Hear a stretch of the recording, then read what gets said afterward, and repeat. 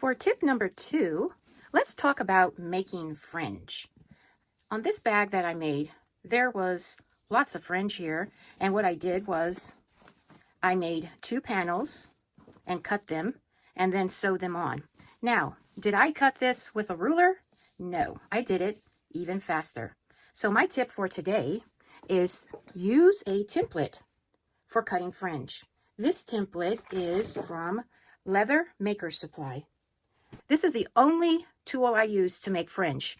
It's a 1/4 inch fringe. I do believe they sell one that's smaller than 1/4 inch, but you can check their website, and I will have their link in the description box. So what I do is I take a very, very old cutting mat that I don't use anymore, and I use it to cut my fringe. Now, why do I use temporary adhesive spray? Some of the leathers that I work with, like on the bag I just showed you, have a very, very thin leather weight. And so this will definitely move underneath a template. So I will spray this very lightly with the temporary adhesive spray and then stick it to the mat and then take my template on top and cut. And this leather piece will not move. This is a thicker piece of leather and I don't really need adhesive spray for this. So let's demonstrate each one. You're going to use a box cutter and you have to have a very new sharp blade for this to be effective. All right, so let's spray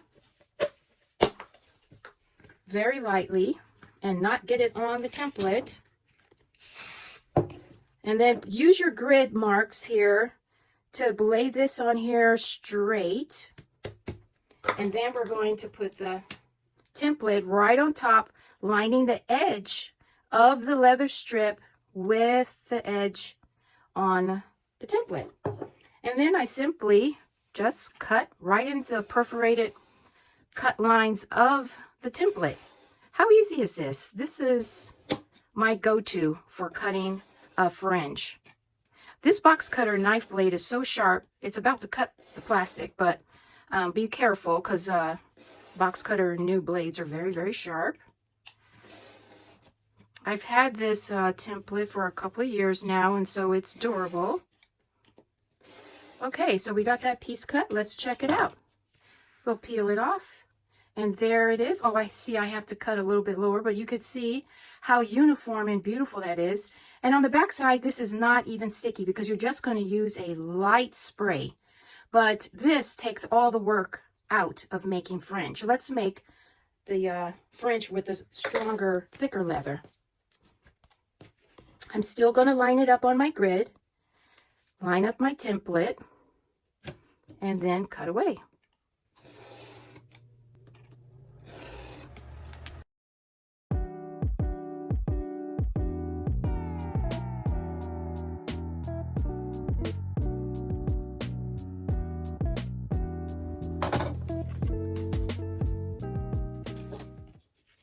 And here's our second piece. Oh, you can see where I need to fix a little bit of the ends, and I actually didn't press this enough all the way through.